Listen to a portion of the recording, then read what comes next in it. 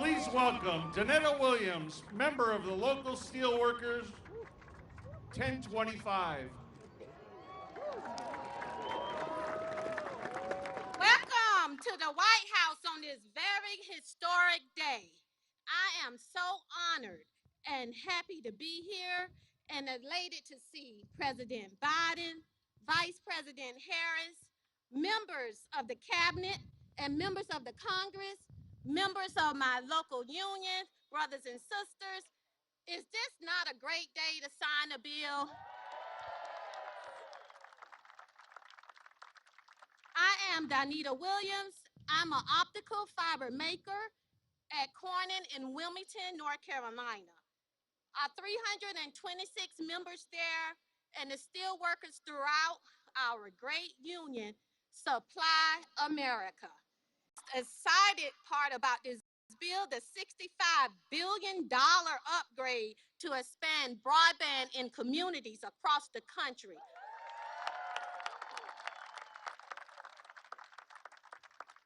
Communities like mine and rural North Carolina. This is not just an investment in broadband, but in jobs at Corning, where I make fiber, and investments in fellow North Carolinas. This job will help everyone have access to this bill will help everyone have access to the internet that they need to teach their children, run their businesses, and sell products from their farms. These jobs are important. Working at Corning making optical fiber, I've been there 26 years. It helped me raise my daughter, who's now 30. As a single mom, I was able to have health care provided, able to send her to school to get an education, and it has allowed me to contribute to my local economy and community. And it also helped me contribute to the tax base that's needed for essential for essential items. We need it, y'all. So hey, it has. I just want to thank President Biden. I want to thank him for investing in me, workers like me, my brothers and sisters, all throughout this great United States. I just want to thank you and thank you for your bold leadership and vision. And thank you for the opportunity to be here today. And now it is my honor to introduce the mayor of Fontana, California, Aquanetta Warren.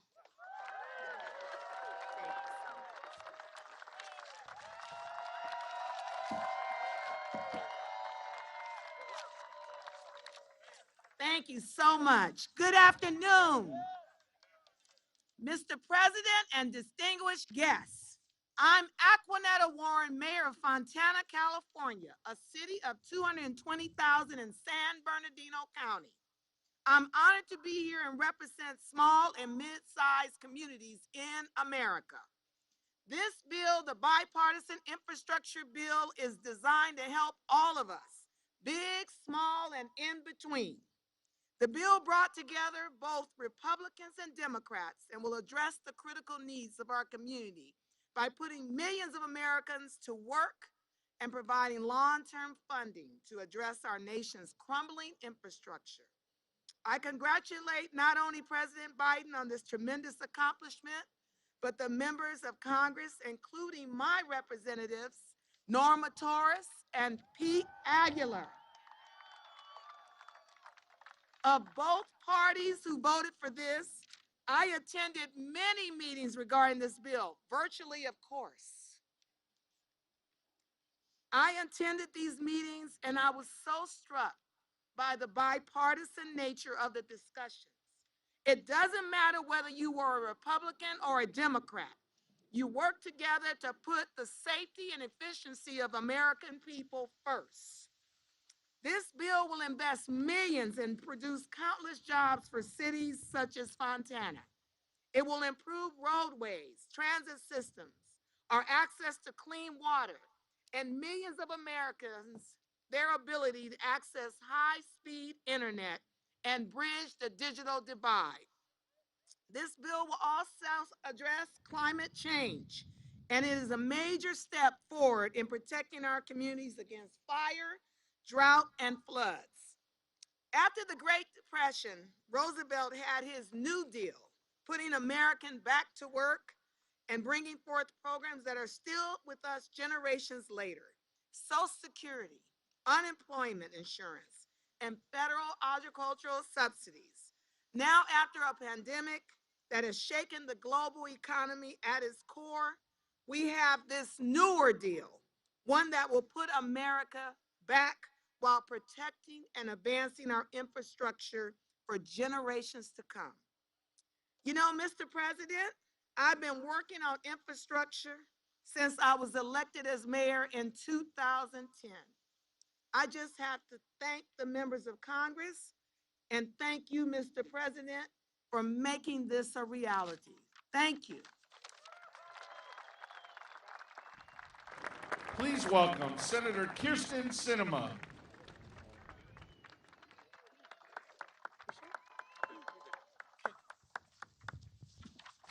Oh, thank you. You know, you'll hear a lot today about what this historic legislation means for everyday Americans, from better roads to stronger electric grids to cleaner water to faster internet in more places. Our plan will create millions of jobs and make our country stronger, safer, and more globally competitive without raising taxes on everyday Americans. You may have heard less about new policies in our bill that do not grab the same media attention, but will make a big difference. States like Arizona that are confronting historic drought will see billions of dollars to strengthen water systems throughout the American West. Communities will see historic investments to prevent and recover from wildfires. Land ports of entry, key national security infrastructure and commercial hubs will see major upgrades. And our bill makes significant investments in tribal communities' infrastructure, including all necessary funding to complete authorized Indian water rights settlements. Beyond historic financial resources, our plan includes a significant update of transportation policy. From strengthening public transit in mid-sized communities to new technologies preventing impaired driving, to new federal positions to raise the voices of tribal communities in infrastructure policy. Our legislation represents the substantive policy changes that some have said are no longer possible in today's Senate. How many times have we heard that bipartisanship isn't possible anymore, or that important policy can only happen on a party line? Our legislation proves the opposite. And the senators who negotiated this legislation show how to get things done. The senators in our group of 10 effectively represented the needs of the regions we represent. Senator Cassidy in the Deep South, Senator Warner in the Mid-Atlantic, Senator Manchin in Appalachia, and Senators Romney and Tester in the West. And the Northeast and Alaska, each with unique needs, were ably represented by Senators Shaheen, Collins, and Murkowski, the wonder women of our group, always focused on the practical outcomes.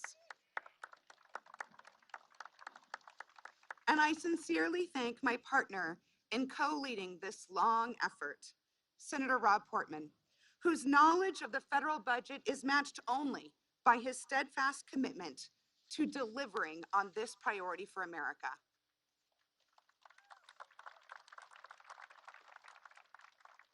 Delivering this legislation for the American people, this is what it looks like when elected leaders set aside differences, shut out the noise, and focus on delivering results on the issues that matter most to everyday Americans. I look forward to the work that we will all do together to implement this historic legislation. Thank you. Please welcome Senator Rob Portman.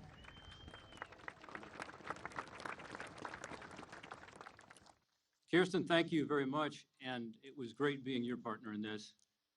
I've heard you say, in fact, I've heard President Biden say that this infrastructure bill that will be signed today is going to have a positive impact on every single American. And that's true. This is true today. It'll be true for decades to come. And I want to congratulate everyone gathered here today for the role you played in making this possible. This is what can happen when Republicans and Democrats decide we're going to work together to get something done.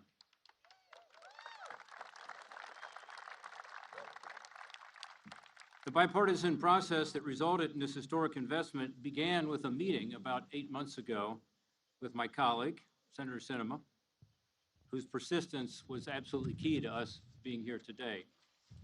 We met, frankly, in response to the initial Biden infrastructure plan, which included tax increases and also included substantial investments in so-called human infrastructure. By removing the tax hikes and shrinking the package to only fund core infrastructure, we saw an opportunity to find bipartisan consensus on finally fixing our nation's outdated infrastructure. And from there, the group quickly grew to the G10 negotiators. They were just mentioned, but I got to mention them again. Senators Susan Collins, Mitt Romney, Lisa Murkowski, Bill Cassidy, Joe Manchin, Jeanne Shaheen, Mark Warner, and John Tester. 5 Republicans and 5 Democrats. It ultimately grew to 22 senators, evenly divided by party, in a partnership with the House Problem Solvers Caucus, led by Brian Fitzgerald and Josh Gottheimer. Give them a round of applause. Senator Mitch McConnell, to his credit, supported our efforts to find a way forward and eventually lent his critical support. Senator Shelley Moore Capito helped lay the foundation for our success in her White House discussions and also in her committee work with Senator Tom Carper.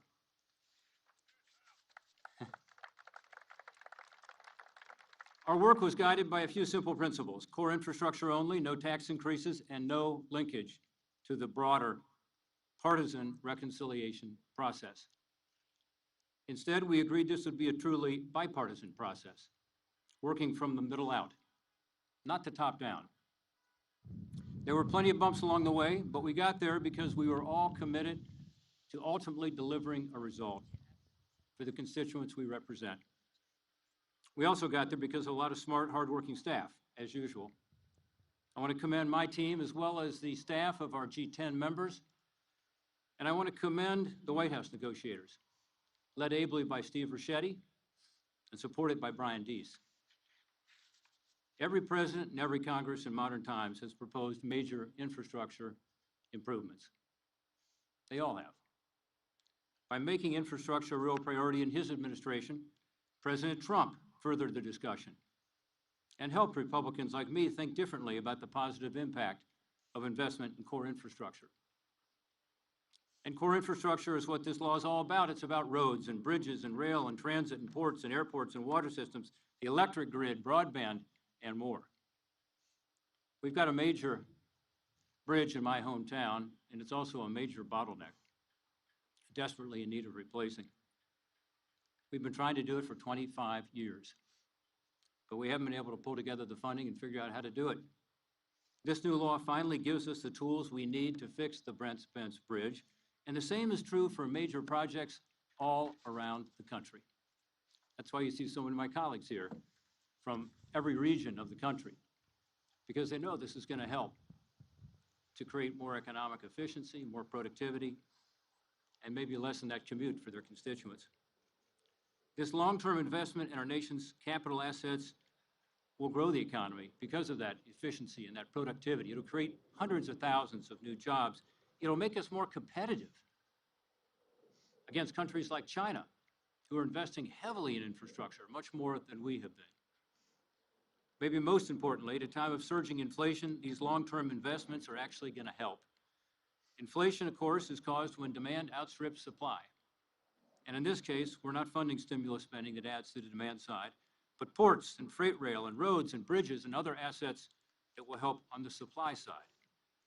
That's why economists say this bill is counter-inflationary, which is so important right now, as American families are facing higher prices on everything from gas to groceries. This new law also includes landmark permitting reforms to reduce timelines for infrastructure projects while maintaining environmental and safety standards. We want taxpayer-funded infrastructure projects to be done as cost effectively as possible, right? Get them done on time and under budget. This bipartisan support for this bill comes because it makes sense for our constituents. But the approach from the center out should be the norm, not the exception. The increasing polarization of our country is keeping us from getting things done, and we have a responsibility to do better. The American people want us to see us coming together. They know that despite our differences, we should be able to figure it out and work together to solve big problems. We can start by recognizing that finding common ground to advance the interests of the American people should be rewarded, not attacked.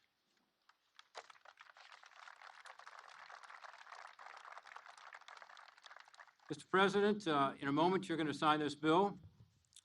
I will say that you and I will disagree on the tax and spending and the other priority you have, the reconciliation bill, but I think we can both agree that this infrastructure investment shouldn't be a one-time bipartisan accomplishment. This should be the beginning of a renewed effort to work together on big issues facing our country.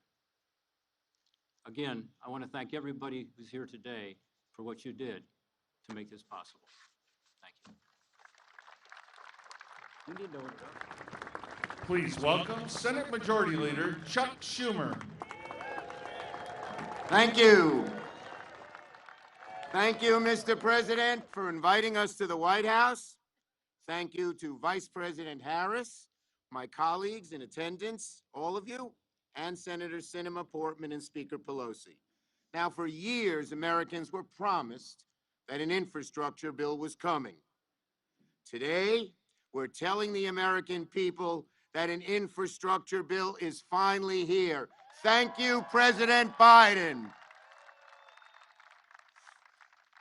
At the start of this year, we told American families that we'd meet our challenges, the challenges of our time, with boldness and with courage. Now they're getting one of the largest infrastructure bills ever. To paraphrase one of my favorite former vice presidents, it's a big effing deal. There isn't a community in America, not a city, not a town or rural hub, that doesn't have some glaring infrastructure problem requiring immediate attention. Busted roads make it harder for people to get to work. Dilapidated schools make it harder for kids to learn. Overtaxed seaports and railways and airports make it harder for goods to get to market, hurting businesses, raising prices on consumers, and hurting our economy. If America is to compete in this century, we can't do it with an infrastructure that's stuck in the last century. This infrastructure bill will help us meet the challenges of our time, strengthen our crucial supply chains, and lay the foundation for another generation of economic prosperity. This bill can be summed up by a four-letter word: J-O-B-S. Jobs, jobs, and more local jobs, more good-paying jobs, more union jobs. This bill will benefit every state, in very significant ways. In New York, my New York, major projects have been stalled for so long, like Gateway, the Cross Bronx Expressway, the 2nd Avenue Subway, I-81 in Syracuse, the Inner Loop in Rochester, will all have the ability to get going. And there are projects as important as these in every state across the country.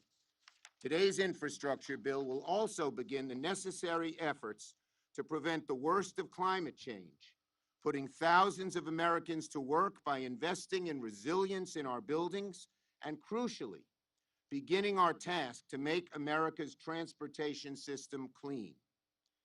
It will finally bring millions of Americans online with high-speed internet, both in rural and underserved communities. New York alone still has over 1 million households without access or a subscription to broadband.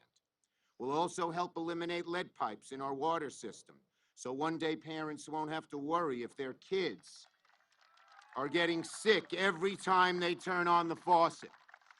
Cities like Rochester still have 25,000 lead pipes that need replacement. 25,000. And today's legislation will also make driving safer in America. It'll require new cars to install drunk driving prevention technology, and it will make dangerous, largely unregulated vehicles like limos safer to use on the road. In the audience today, we have a great New Yorker, my friend Kevin Cushing. Kevin, where are you amid this big crowd? Thank you, Kevin. He's way back there. Kevin is the father of Patrick Cushing. Patrick died 3 years ago when he and 19 friends from the Amsterdam, New York area were celebrating a birthday, and they were killed in a limo crash in Schoharie. As the president deeply understands, that is a loss no parent should endure. It was horrific, preventable tragedy stemming from outdated federal rules and loopholes that allowed dangerous limos to operate on the road unchecked. In the face of the loss, rather than curse the darkness, Kevin and the families impacted that day lit a candle. Every day since that accident, they have pushed every single senator to support changes in our laws to make these vehicles safer to ride in. Today, their perseverance has paid off. Kevin, my friend, it was an honor to fight alongside you, and today Patrick is smiling down with pride.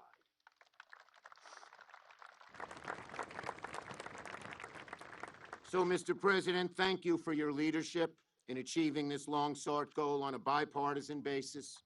The benefits go on and on. Thank you to all of my colleagues who pushed this infrastructure bill over the finish line, including our committee chairs and Speaker Pelosi, and everyone who reached across the aisle on this bipartisan achievement. Today's signing is a major and historic step forward, and we will keep working with you, Mr. President, to build on today's success by passing the rest of your Build Back Better agenda in the weeks ahead so we can keep our promises to help families achieve the American dream. Thank you, everybody. This is a great day for America. Please welcome Speaker of the House, Nancy Pelosi.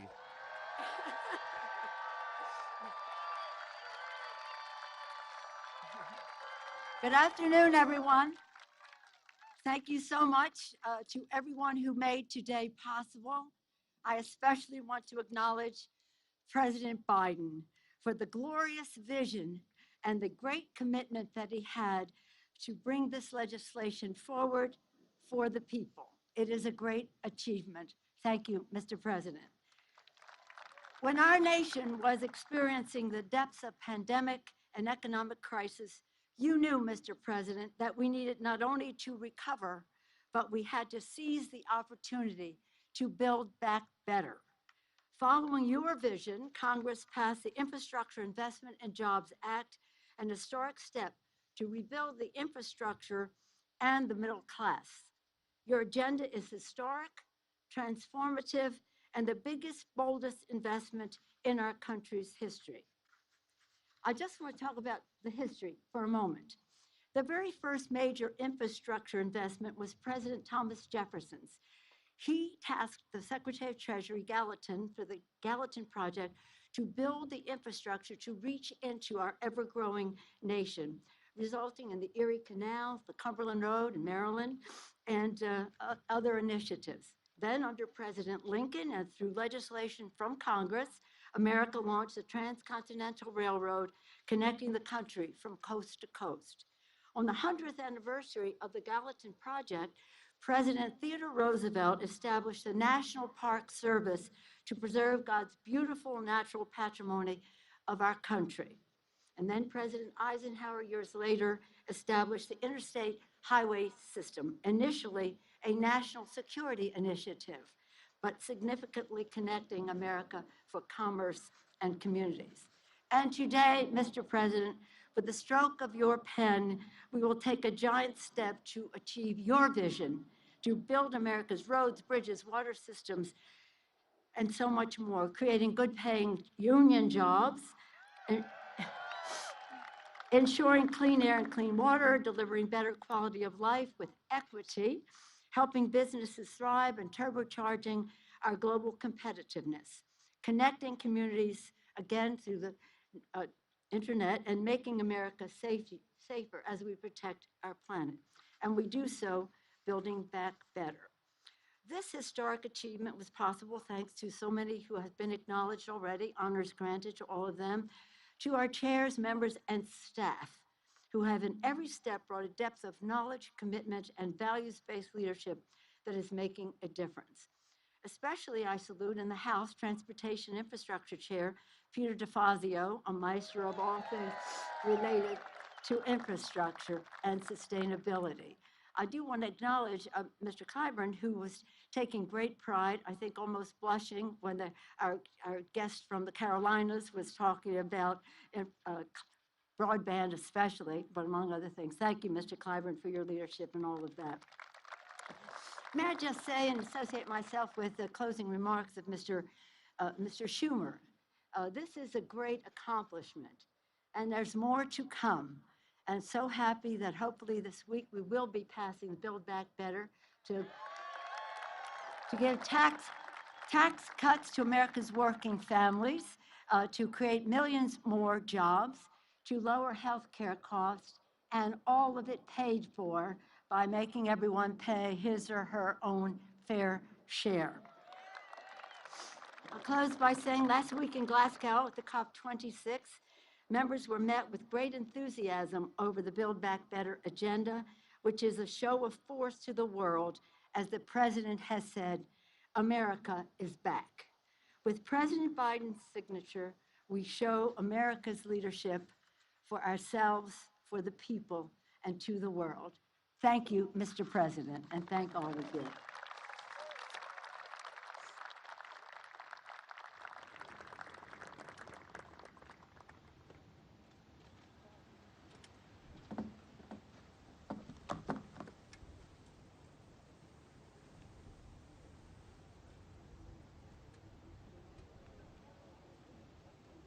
Let's go.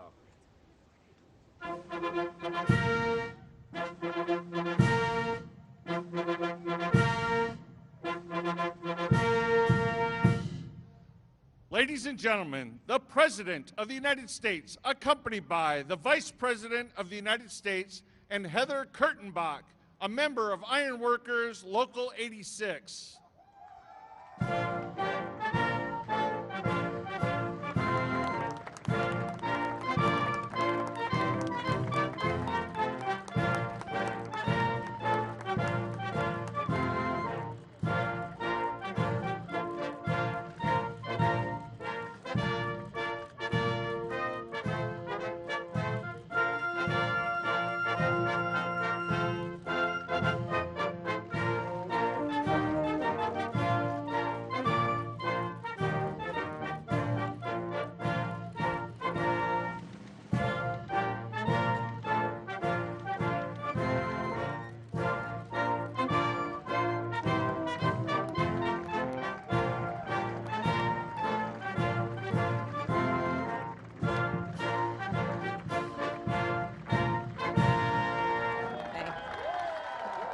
Please welcome Heather Kurtenbach.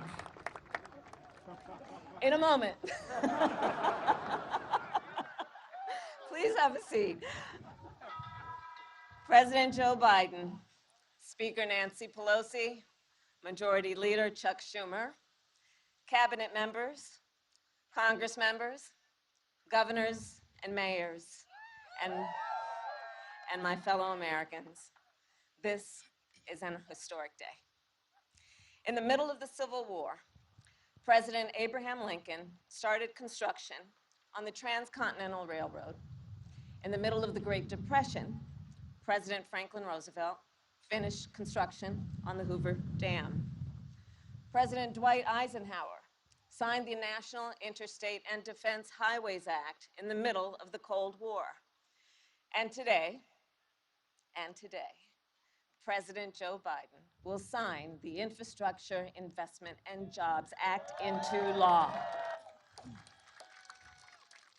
Indeed, is an historic day today.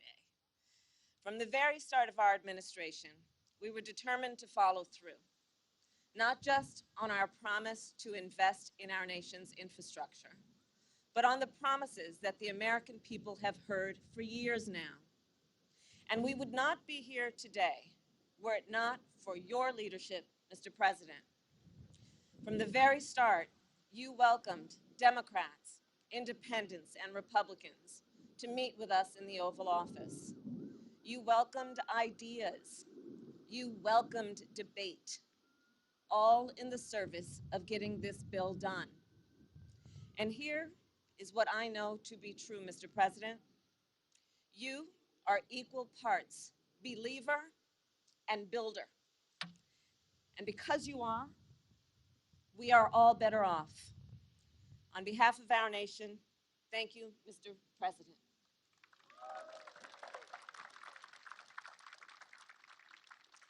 And of course, our administration did not arrive at this day by ourselves. We are also here because of leaders in the House and the Senate who worked on this bill together, who voted for this bill. And we are here because of the millions of Americans who believed that we could get this done. Well, we got it done, America. We got it done. In many ways, this day embodies our character as a nation. It demonstrates exactly who we are. We are believers through and through. We see what can be unburdened by what has been. We are as bold as we are determined to do big things. The Infrastructure Investment and Jobs Act proves that. It proves that in America, we have the courage to believe a better future is possible and to build it together. After this bill is signed into law, millions more Americans will go to work in good-paying, good union jobs. Americans like Jovan Johnson, a carpenter I met in Nevada, who said that she has, quote, built her career on infrastructure and fed her family on infrastructure. Americans like Jeff Bird, a line design technician I met with in New Hampshire. He attaches fiber to utility poles to keep up with the demand for high-speed internet. Or Leslie Kilgore, an engineer I met with in North Carolina, whose team is building electric school buses. Or Walter Cody, a construction inspector with whom I met, who is working to get clean water to families in California. This will be a nationwide effort, the likes of which we have not seen in a generation. It will make our country more competitive, and it will deliver on our nation's and our administration's commitment to equity. Now, this bill, as significant as it is, as historic as it is part one of two.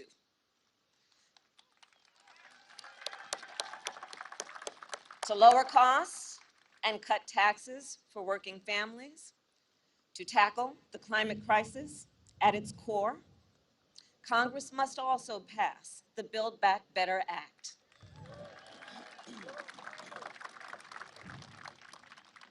The work of building a more perfect union did not end with the railroad or the interstate, and it will not end now. So on this historic day, let us all continue to believe in our people, believe in our country, and believe in what we can do when we work together. Thank you all. May God bless you, and may God bless America. Please welcome Heather Kurtenbach.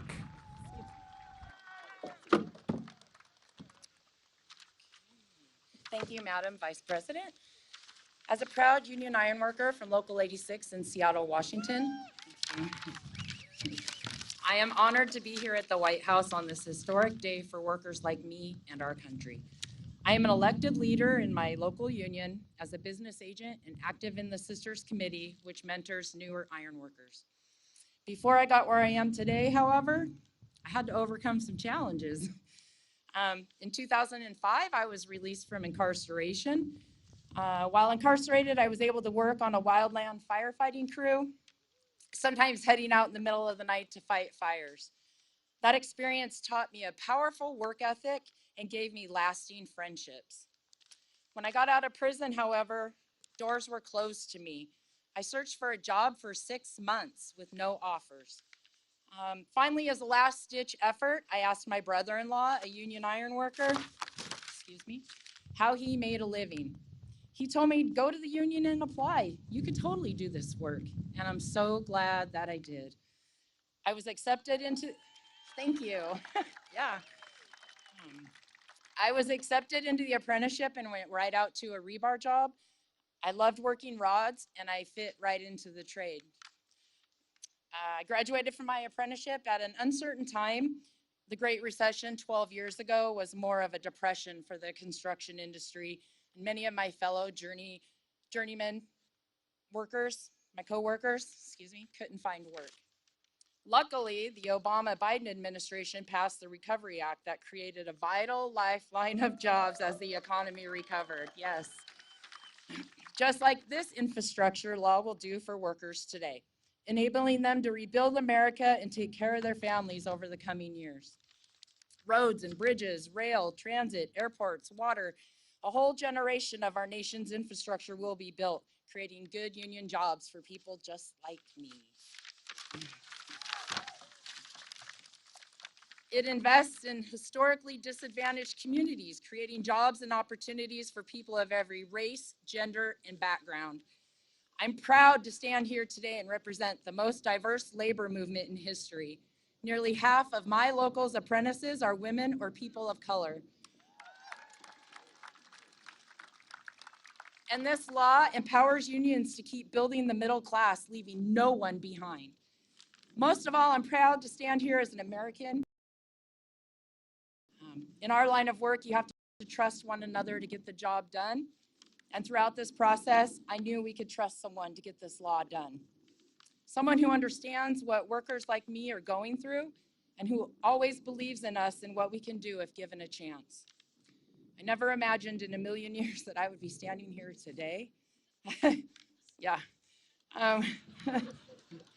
But that's what's great about America. Thank you. Thank you. Oh, thank you. Thank you.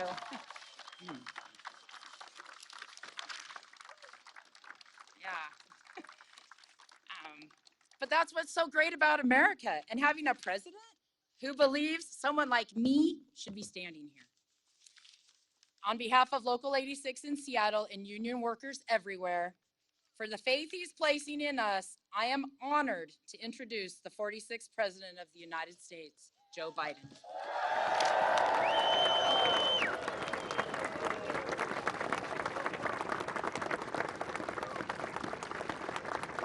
Thank you, thank you, thank you.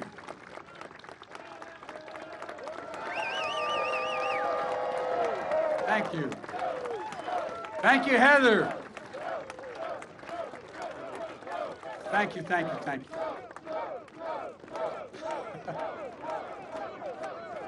Well, thank you. Heather, you thought you're surprised you're standing here. Jill was very surprised I'm standing here. Well, Heather, thank you for the introduction. And I can't look over here because the sun's shining in my eyes, but all this other crowd over here, thank you, thank you, thank you, thank you for all you've done. Look, thanks for sharing this day with us. Why this day matters to you and your fellow iron workers and your families, and you explained it well. For all the folks at home, I know this day matters to you as well. I know you're tired of the bickering in Washington, frustrated by the negativity, and you just want us to use and focus on your needs, your concerns, and the conversations that are taking place at your kitchen table. Conversation as profound as they are ordinary. How do I find work? And how do I get there? How can our small business thrive and our child succeed in school? Or how do we emerge from this pandemic, not just with a little bit of breathing room, but with real fighting chance to get ahead? When we ran for president, to help, I thought maybe I could help answer some of those questions for you and the needs you have. Because every time I'd ride home on Amtrak, I'd go through just north of just south of Baltimore. I'd look out, go through a suburban neighborhood. I'd look in all those lights are on in the windows, Nance, and I look and I wonder, what are they talking about? I'm serious, swear to God. What are they talking about sitting at that table? What are they talking about? They're talking about the things that I talked about at our kitchen table, Jill at hers, and all of you as well. And that's about how can we come together to be president for all Americans, to make sure our democracy delivers for you, for all of you. And I promised that we couldn't just build back to what it was before. We literally had to build back better. You couldn't build back. We're the only country that's always come out of great crises stronger than we went in. And the world has changed, and we have to be ready. My fellow Americans today, I want you to know we hear you and we see you. The bill I'm about to sign along is proof that despite the cynics, Democrats and Republicans can come together and deliver results. We can do this. We can deliver real results for real people. We see in ways that really matter each and every day to each person out there. And we're taking a monumental step forward to build back better as a nation. I want to thank everyone who helped make this happen. Vice President Harris, my cabinet members, my White House team, Jill, Doug, our first lady, and our first lady and our second husband. No, I'm joking. These guys travel all over the country together. I'm getting worried, you know. And Doug's one hell of a lawyer besides. And everybody from the United States Senate, Majority Leader Schumer, and a group of Senate Democrats and Republicans who established this bipartisan framework, including representatives and all the folks you heard from. Senator Rob Portman is a really hell of a good guy. I'm not hurting you, Rob, because I know you're not running again. That's the only reason I say it. But you are a hell of a good guy. And the most determined woman I know, Senator Kristen Sinema. Congratulations, Kristen. Look, Committee Chair Tom Carper, Ranking Member Shelley Moore Capito. I also want to thank Minority Leader Mitch McConnell for voting for this bill and talking about how useful and important it is. And from the House of Representatives, Speaker Pelosi, Steny Hoyer, Jim Clyburn, and Committee Chair Pete DeFazio, Democrats and Republicans, progressives and moderates. I'd like to pause and ask all the committee chairs and ranking members of the United States Senate and House that are here today, please stand. Will all of you stand? Come on. All right. Thank you, thank you, thank you. To state the obvious, none of this would have happened without all of you. I really mean it. And also to the governors. Where are the governors? Governors, stand up. Come on, I want you to stand up. Red states, blue states, you all contacted me. You all said you were for this. You all stepped up. And more than 375 mayors, Democrats and Republicans, from every state and District of Columbia, wrote me asking to get this done. You got it, kid. And nearly 50 of whom are here today, including Republican Mayor Fontana, who from Fontana, California, Mayor Warren, who spoke earlier, and county and state and tribal leaders as well, civil rights leaders, faith leaders, law. You know, this law was supported by business groups, the U.S. Chamber of Commerce, the National Association of Manufacturers, the Business Roundtable, representing 200 of the largest corporations in America, and other top business. I want to especially thank, and I'm sure you'll all, as we used to say in the Senate, I say in point of personal privilege, I want to thank organized labor, who understands this about jobs You all stood up. Jobs, jobs, jobs, jobs. Special thanks to the AFL-CIO, the United Auto Workers, the electrical workers, the IBW, the iron workers. It goes on, plumbers, pipe fitters, and the building trades, steel workers. Who did I leave out?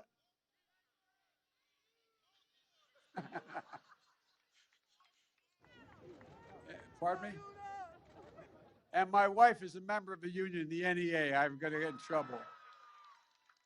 Machinists, so many more. Look, folks, for too long, we've talked about having the best economy in the world. We've talked about asserting American leadership around the world with the best and the safest roads, railroads, ports, airports. Here in Washington, we've heard countless speeches and promises and white papers from experts. But today, we're finally getting this done. So my message to the American people is this: America's moving again, and your life is going to change for the better. If you live in one of the 10 million homes, or you're a child who attends one of the 400,000 schools or child care centers that still has lead pipes in them, you face a clear and present danger to your child's health and your health now. This law is going to start to replace 100% of the nation's lead pipes and service lines. So every American, every child can turn on the faucet and drink clean water. And tens of thousands of plumbers and pipe fitters are going to get work done in good paying jobs. Folks, as we saw with remote learning, remote working during the pandemic, access to high-speed internet is essential. And access to water as essential as access to water and electricity. This law is going to make high-speed internet affordable and available everywhere in America, urban, suburban, rural, and create jobs laying down those broadband lines. No parent, excuse me, no parent should have to sit in the parking lot at a fast food restaurant again, just so their child can use the internet to do their homework. That's over. And folks, if I visited your town, I'm sure you'd be able to tell me and where you hold your breath as you cross the particular bridge, or where the most dangerous intersection in your town is. This law makes us the most significant investment in roads and bridges in the past 70 years. It makes the most significant investment in passenger rail in the past 50 years, and in public transit ever. So what that means is you're going to be safer, and you're going to get there faster, and we're going to have a whole hell of a lot less pollution in the air. The bipartisan law will modernize our ports, our airports, our freight rail to make it easier for companies to get goods to market, reduce supply chain bottlenecks as we're experiencing now, and lower costs for you and your family. The law also builds on our resilience so that the next storm, superstorm, drought, wildfire, hurricane can be dealt with. Last year alone, the United States, as a consequence of these kind of extreme weather events, lost $99 billion in the United States alone in damage.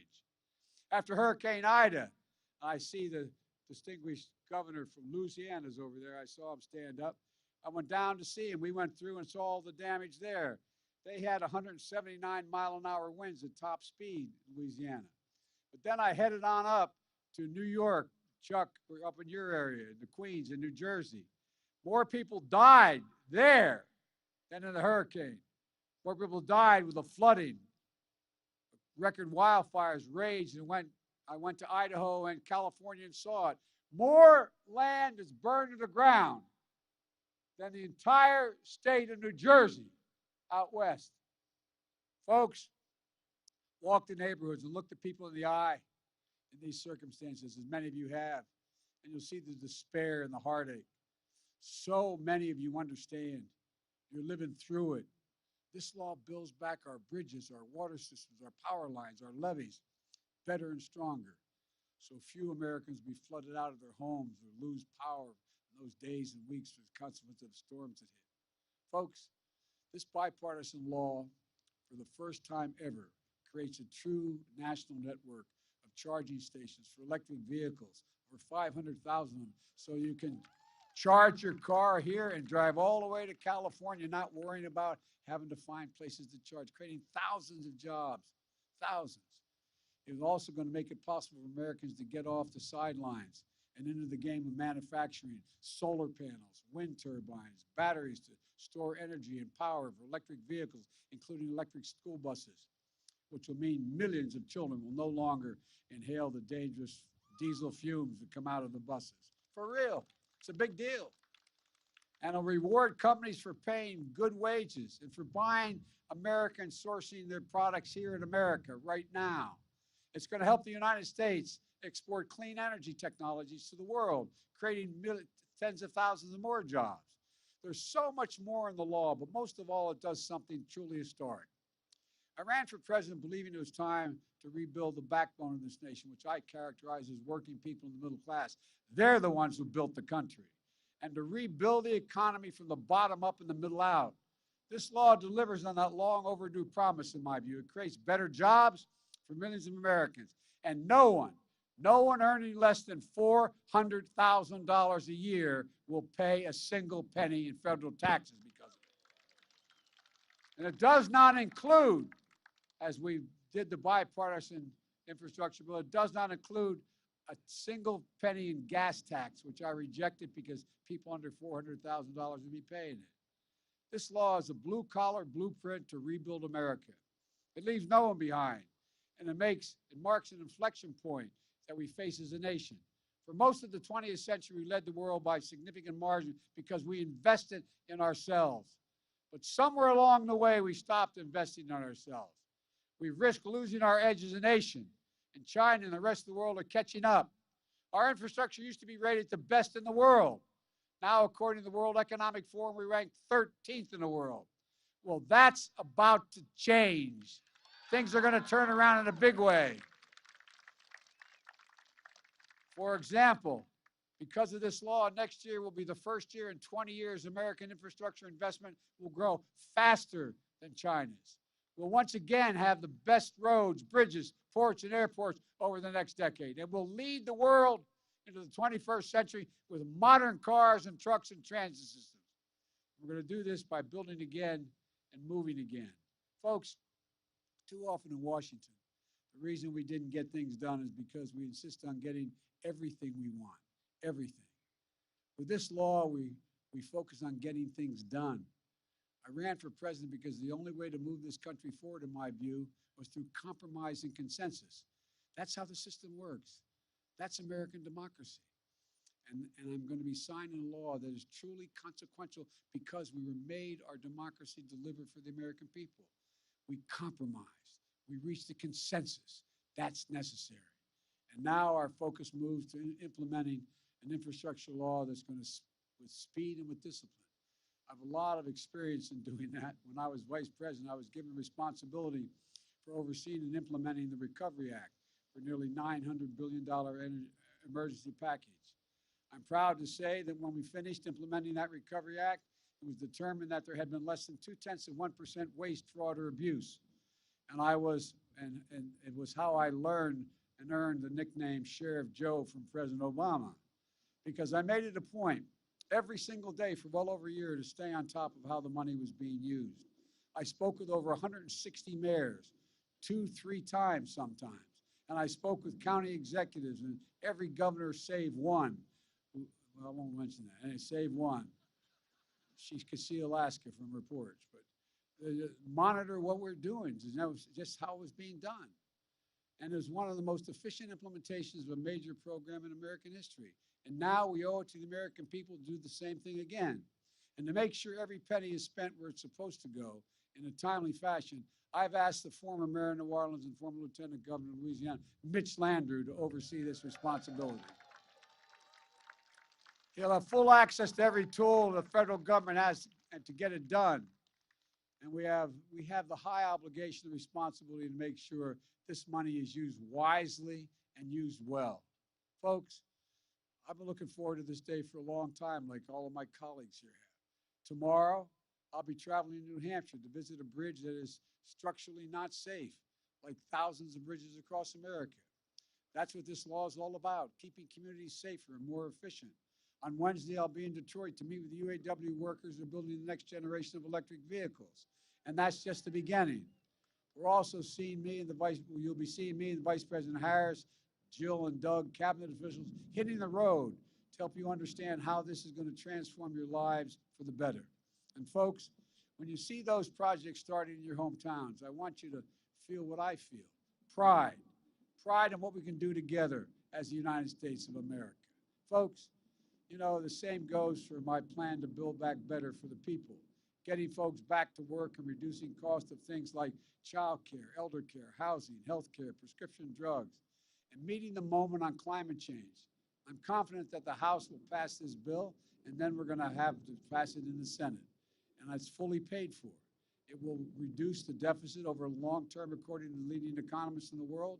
And again, no one earning less than $400,000 will pay a single penny more in federal taxes. And together with the infrastructure bill, millions of lives will be changed for the better.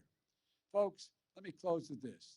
Throughout our history, we've emerged from crises by investing in ourselves. During and after the Civil War has been referenced, we built the Transcontinental Railroad, uniting East and West and uniting America.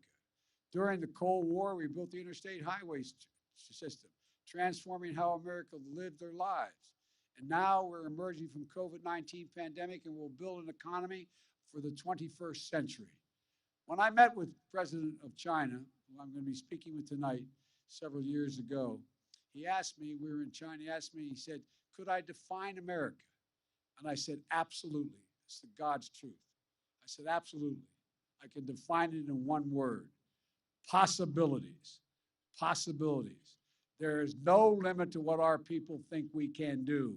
And there is no limit to what our nation can do. And there is no one thing that I know more than this. It's never, ever been a good bet to bet against the American people. Never, never, never. Given half a chance, the American people have never, ever, ever let this nation down. And it's our job to give our people that chance. It's our job to come together and make sure we remain a nation of possibilities. As I look out in this crowd today, I see Democrats and Republicans, national leaders, local leaders, all elected officials, labor leaders, business leaders, and most of all, I see fellow Americans. I see America. Let's remember this day. Let's remember we can come together. And most of all, let's remember what we've got done for the American people when we do come together. I truly believe that 50 years from now, historians are going to look back at this moment and say, that's the moment America began to win the competition of the 21st century. So with confidence, optimism, with vision and faith in each other, let's believe in possibilities. Let's believe in one another. And let's believe in America. God bless you all, and may God protect our troops. Now let me sign this bipartisan bill.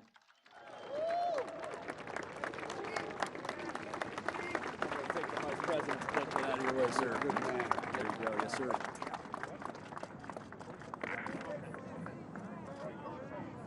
Oh, my mask. Oh, boy. Army Scouts on. Guess I don't. This is me.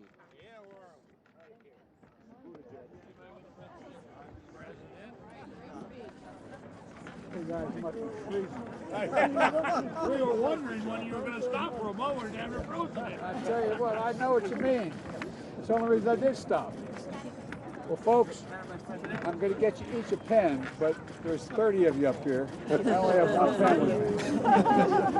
Break it in 30 parts. Sorry, Vice President, please. All right. Thank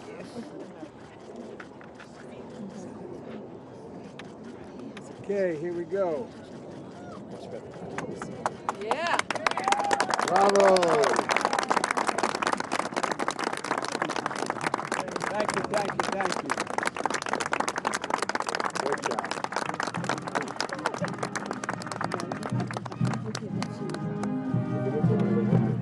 Everybody gets one. All right.